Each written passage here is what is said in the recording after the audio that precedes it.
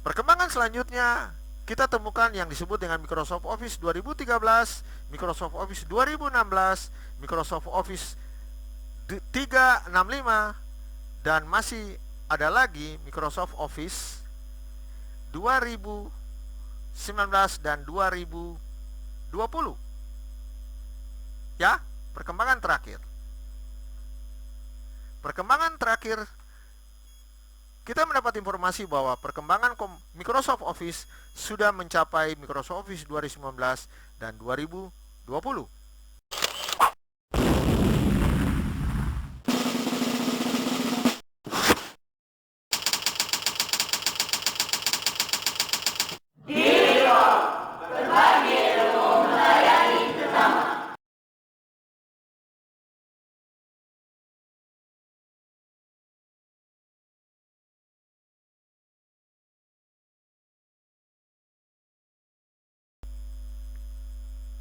Diwikom, berbagi ilmu, melayani sesama. Halo teman, salam. Kembali lagi kami menyajikan tentang tutorial mengidentifikasi sistem komputer tingkat dasar. Pada video-video kami sebelumnya, yaitu video pertama sekilas tentang komputer, video kedua sejarah komputer, video ketiga penggolongan komputer. Sedangkan video terakhir mengidentifikasi sistem komputer tingkat dasar adalah membahas tentang komponen komputer. Untuk mengidentifikasi sistem komputer tingkat dasar terdiri dari 4 video.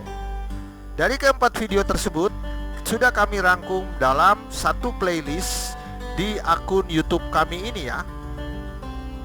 Untuk menyimak keempat video mengidentifikasi sistem komputer tingkat dasar, nanti bisa dibuka dalam judul playlist, yaitu bahan diktat mengidentifikasi sistem komputer tingkat dasar. Pembahasan komponen komputer adalah pembahasan terakhir dari tutorial mengidentifikasi sistem komputer tingkat dasar. Simak video kami ini sampai selesai ya, sebab banyak sekali yang bisa didapat tentang komponen komputer. Bahkan komponen komputer yang kita selama ini tidak bayangkan, bahwa komponen komputer adalah diri kita sendiri. Baik, kita mulai. Komponen komputer. Komponen komputer terbagi menjadi 3, yaitu pertama yang disebut dengan brainware komputer atau perangkat insani atau perangkat manusia. Yang kedua adalah software komputer yang disebut dengan perangkat lunak atau perangkat tidak kelihatan. Yang ketiga adalah hardware yang kita sebut dengan perangkat keras atau perangkat kelihatan. Sebenarnya untuk menyebut satu alat itu disebut komputer, harus 3 komponen ini terpenuhi. Sebab kalau hanya satu komponen yang disebut dengan brainware, maka kita akan menyebutnya manusia. Kalau hanya software atau perangkat lunak, maka kita hanya menyebutnya Android, Windows, Microsoft Word, dan program-program aplikasi lainnya. Kalau komponen komputer itu hanya hardware, maka kita akan bisa menyebutnya monitor, keyboard, smartphone, laptop, tablet, dan lain sebagainya.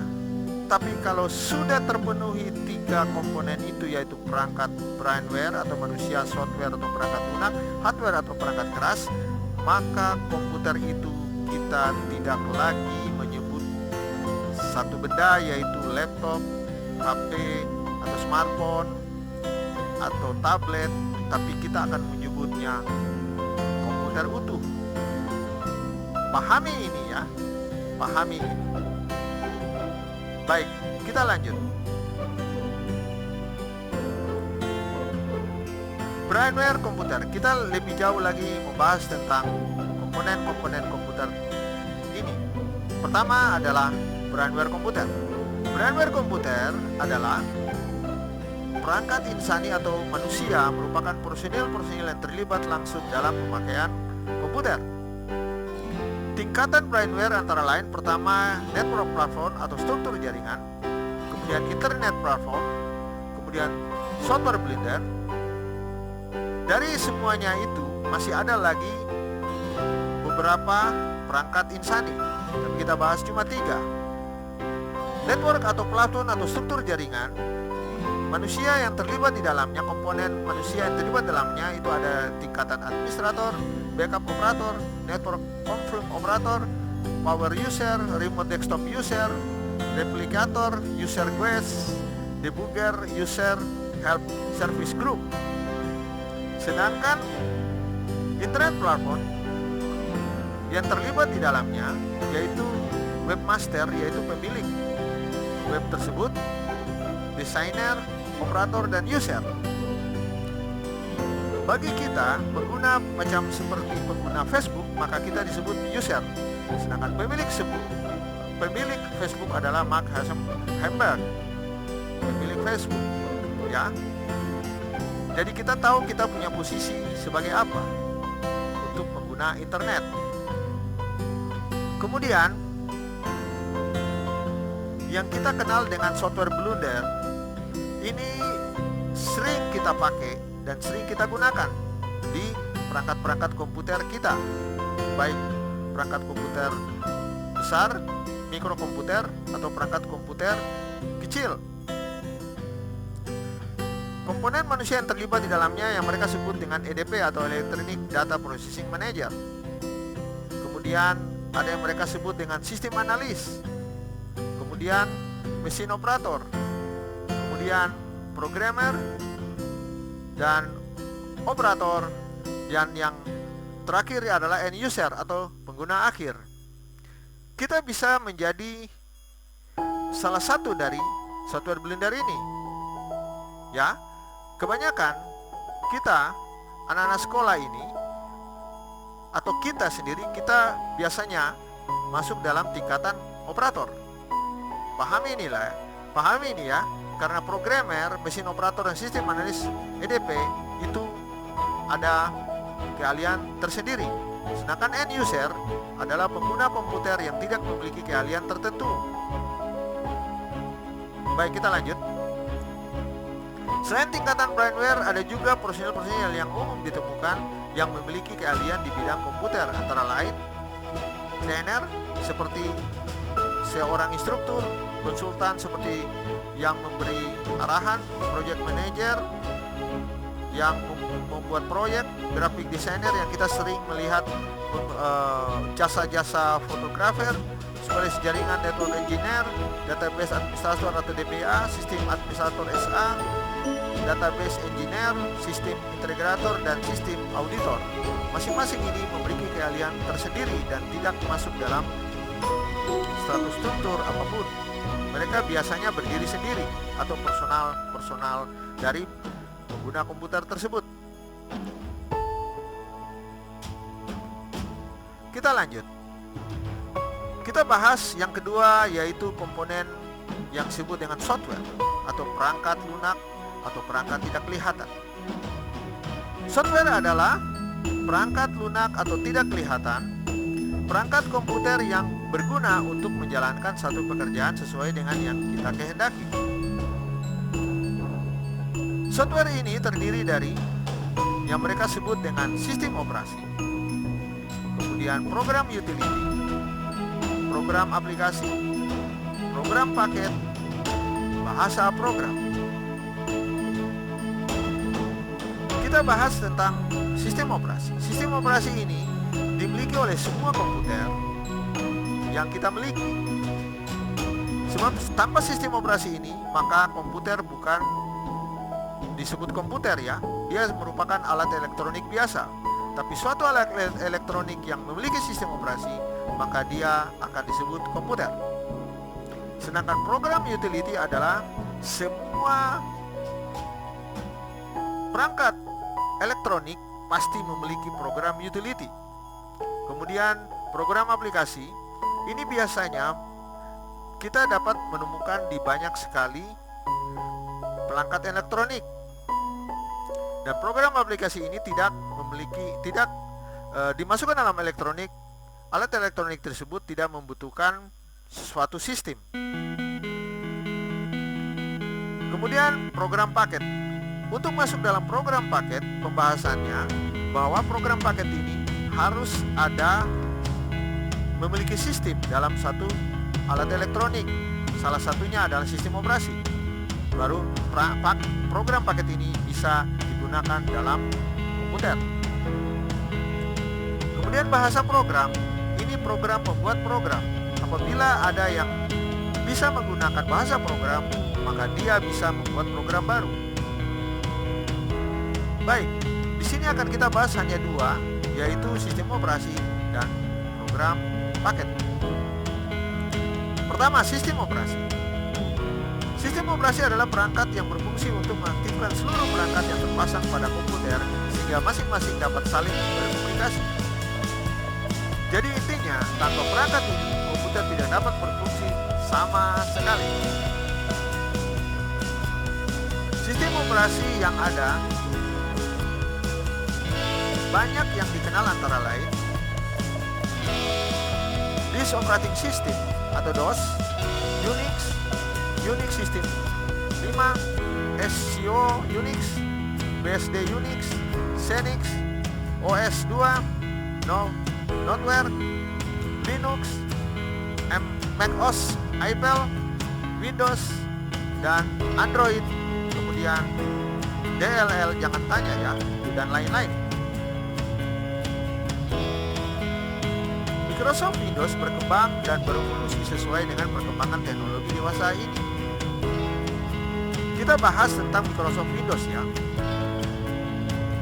Perkembangan Microsoft Windows pertama yang disebut dengan DOS versi 1 sampai versi 62. Windows versi kemudian berkembang menjadi Windows versi 3.0 versi 31 tahun 1992. Kemudian muncul versi 3.1.1 Windows for Group. Kemudian Windows 95, muncul Windows 98, Windows Millennium atau Windows ME. Windows ME muncul tahun 2000. Kemudian muncul Windows XP tahun 2001, Windows 2000 Profesional, Windows 2000 Server, Windows 2003 Server. Kemudian muncul Windows Vista tahun 2006. Kemudian tahun 2009 muncul Windows 7.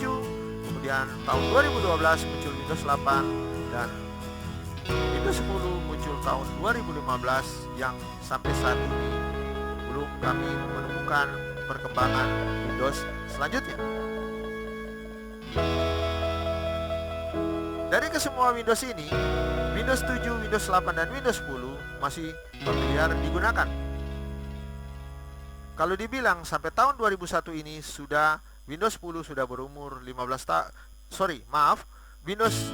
10 sudah berumur 6 tahun.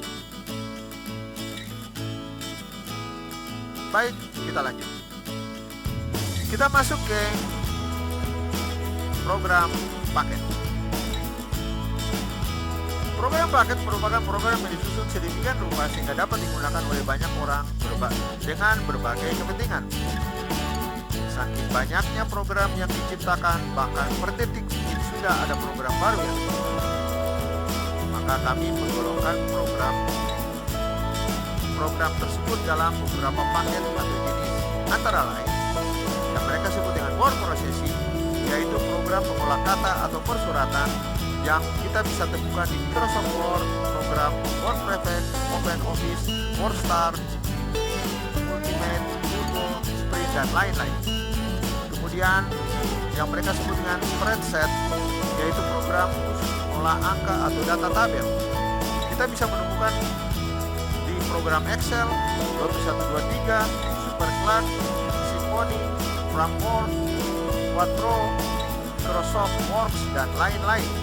Kemudian ada yang mereka sebut dengan presentasi, yaitu program khusus penyajian menggunakan slideshow. Kita bisa menemukan di Microsoft PowerPoint, Storyboard, Corel Presentation, Presenter, Word, Keynote, Magic Point, dan lain-lain.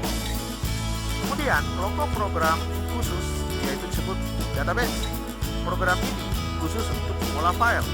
biasanya kita menemukan di Microsoft Access, Box Pro, DBase, Paradox, DBXL, Foxbase, dan PCBase, Visual Box Pro, dan lain-lain. Kemudian ada kelompok program yang disebut dengan electronic mail atau surat elektronik. Kebanyakan kita menggunakan email berbasis web. Kita biasanya menemukan di Gmail atau Yahoo Messenger. Sedangkan untuk MS Autolog kita itu masuk dalam electronic mail POP3. Kita lanjut. Ada kelompok program atau paket program yang disebut dengan publisher atau pembuat artikel.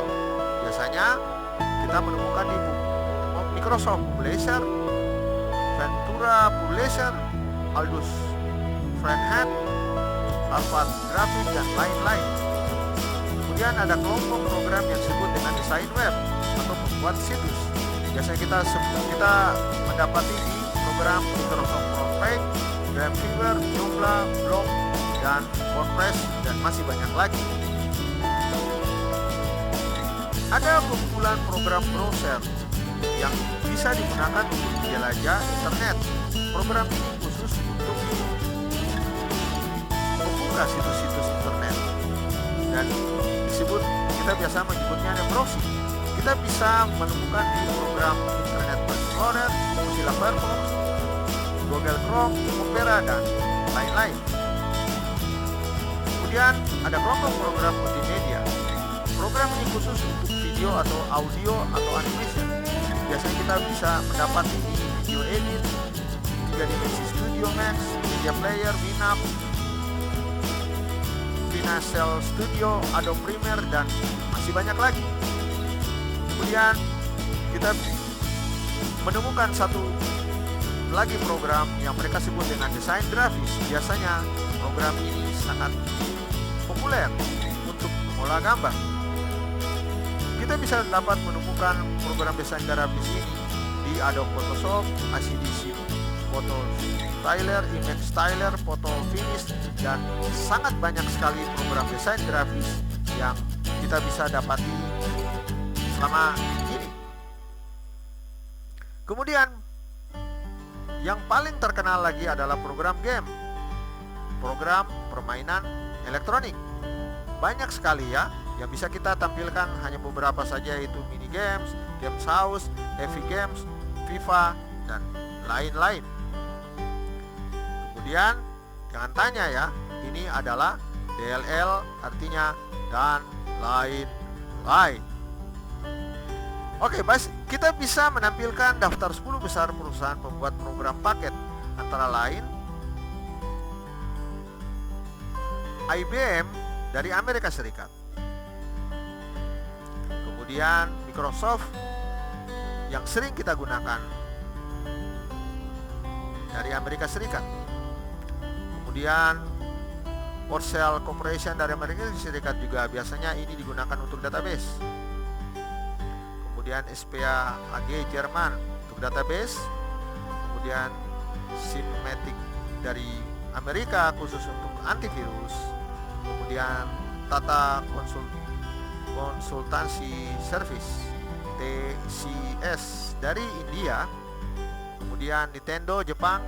Ini sudah tidak lagi asing bagi kami, bagi pengguna game tempo dulu.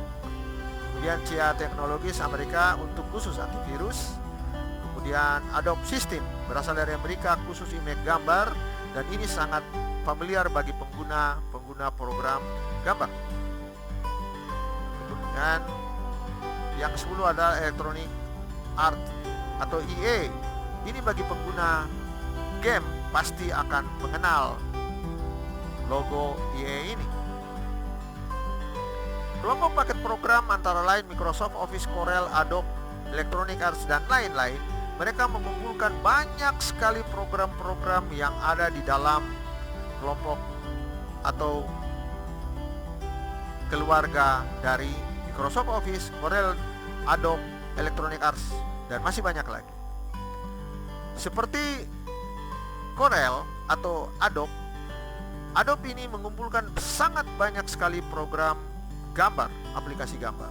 Microsoft Office juga banyak sekali yang menghimpun berbagai macam program seperti program persuratan, program pengolah angka, program presentasi, dan masih banyak lagi yang akan kita pelajari dalam kelompok paket yang dibuat oleh Microsoft, yaitu Microsoft Office. Kita fokus ke Microsoft Office. Microsoft Office diciptakan oleh perusahaan yang bernama Microsoft Corporation. Isinya adalah Microsoft Word, Microsoft Excel,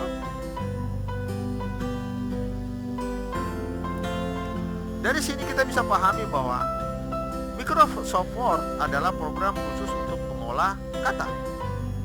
Kemudian Microsoft Excel, program ini dikhususkan untuk mengolah angka atau spreadsheet. Kemudian Microsoft PowerPoint khusus untuk presentasi gambar. Kemudian Microsoft Access khusus untuk program pengolah file. Kemudian Microsoft Outlook khusus untuk surat elektronik berbasis POP3 yang kita kenal dengan email. Kemudian Microsoft InfoPad biasanya kita menemukan di aplikasi agenda atau formulir-formulir. Kemudian Microsoft Publisher kita biasanya menemukan di program untuk informasi atau di kantor. Microsoft Publisher ini adalah digunakan untuk papan pengumuman. Kemudian Microsoft OneNote ini biasanya digunakan untuk catatan notulen rapat-rapat atau resume rapat.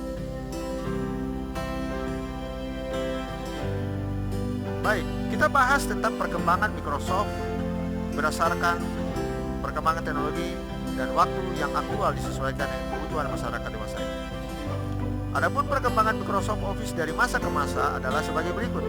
Pertama, Microsoft Office 95 berarti kita akan tahu bahwa di dalam Microsoft Office 95 berarti ada Word 95, Excel 95, PowerPoint 95 dan semuanya 95. Kemudian Microsoft Office 97 berarti kita sudah bisa paham ya, ada Microsoft Word 97, Microsoft Excel 97 dan Microsoft Office 2000, Microsoft Office XP, Microsoft Office 2003, Microsoft Office 2007, Microsoft Office 2010. Perkembangan selanjutnya kita temukan yang disebut dengan Microsoft Office 2013, Microsoft Office 2016, Microsoft Office 365 dan masih ada lagi Microsoft Office 2019 dan 2020. Ya, perkembangan terakhir kita mendapat informasi bahwa perkembangan Microsoft Office sudah mencapai Microsoft Office 2019 dan 2020.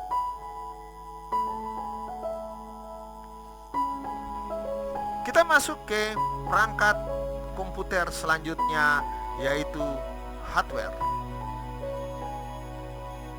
Hardware merupakan perangkat keras atau perangkat yang kelihatan yang berfungsi untuk memasukkan data, mengeluarkan data, menyimpan data, mengolah data, mencetak data, dan masih banyak lagi disesuaikan dengan kebutuhan pemakaian. Adapun komponen perangkat keras terdiri dari pertama, input device atau unit masukan. Kedua, output device atau unit keluaran. Kemudian backing strong device atau unit penyimpanan. Proses device atau CPU atau unit pemrosesan. Kemudian peripheral atau unit tambahan. Input device adalah perangkat keras komputer yang berfungsi untuk memasukkan data dalam komputer. Adapun input device terdiri dari keyboard, mouse, joystick, trackball, light pen,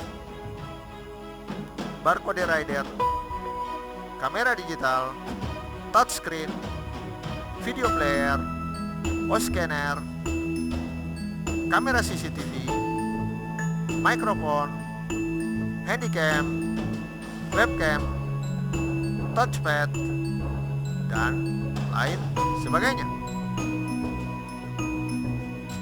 Untuk output device adalah perangkat keras komputer yang berguna untuk menghasilkan keluaran melalui suara atau sound hasil cetakan atau gambar di layar monitor.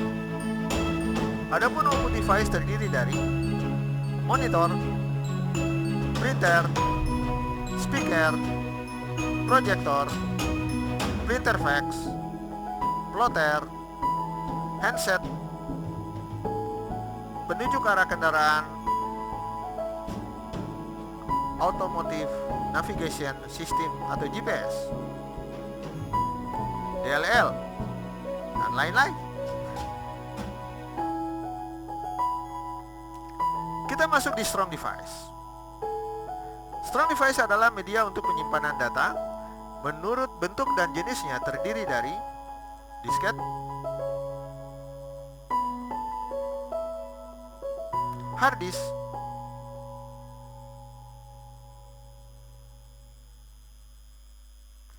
USB flash, optical disk,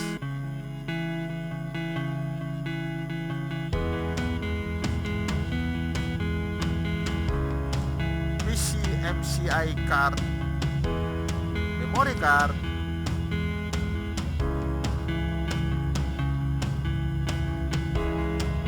magnetic tape,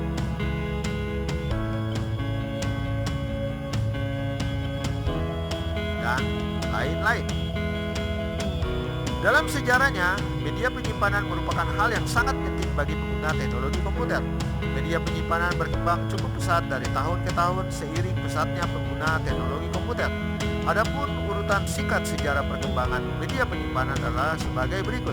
Pankart 1125, Pantape 1846, Selectron Tube 1946, ukuran inci kapasitas 4096 bit. Hard disk 1956, berat 1 ton, kapasitas 4,4 MB. Selanjutnya urutan sejarah penyimpanan data dan lompatan teknologi yang mengiringi. Dalam perkembangan selanjutnya, banyak inovasi dan lompatan teknologi media penyimpanan dihasilkan. Ada beberapa yang masih dikembangkan namun sudah diluncurkan ke pengguna umum. Salah satu contohnya high-tech data glass, data stick touch knob,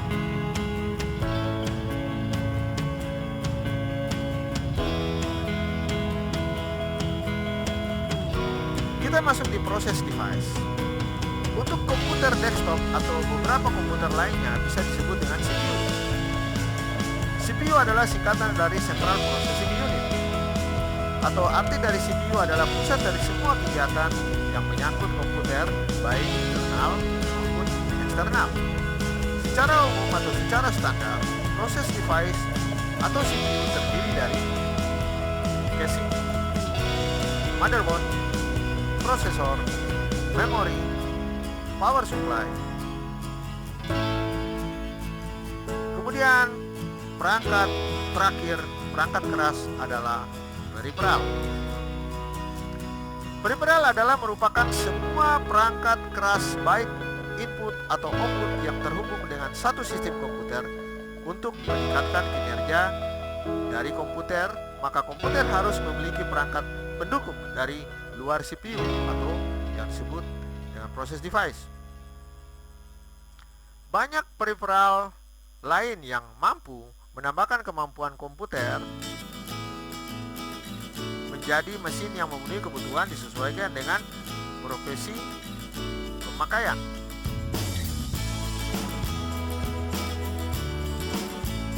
Peripheral berdasarkan kegunaannya dibedakan menjadi dua, yaitu peripheral utama atau main peripheral, yaitu peralatan yang harus ada dalam mengoperasikan komputer, seperti monitor, keyboard, dan mouse. Tanpa monitor, tanpa keyboard, atau tanpa mouse, bisa komputer itu berjalan. Tapi pada saat manusia mau mengoperasikannya, maka monitor itu dibutuhkan. Keyboard harus ada dan mouse juga harus ada. Kemudian peripheral atau pendukung yang disebut auxiliary peripheral, yaitu peralatan yang tidak mesti ada dalam mengoperasikan komputer, tetapi diperlukan untuk kegiatan tertentu. Contohnya yaitu printer, scanner, modem, webcam, dan lain-lain. Kita bisa kembali simak di penjelasan sebelumnya di sesi input atau output device.